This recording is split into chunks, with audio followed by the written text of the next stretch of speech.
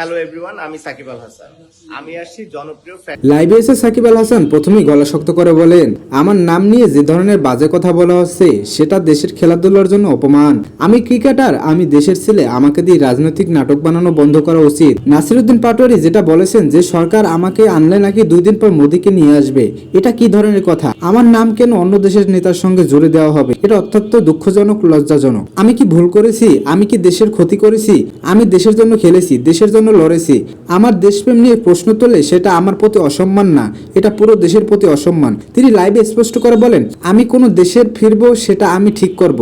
কোন রাজনৈতিক দলের ইচ্ছায়, কারো চাপে, কারো গল্পে আমি দেশে ফিরিনি।